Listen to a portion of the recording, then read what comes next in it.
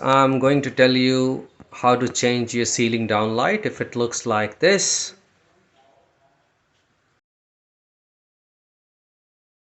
It's very easy to bring it down.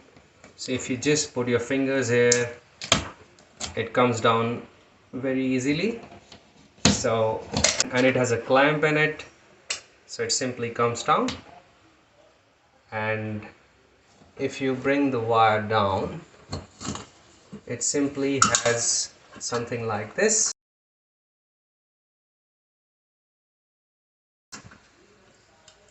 which you can bring it down.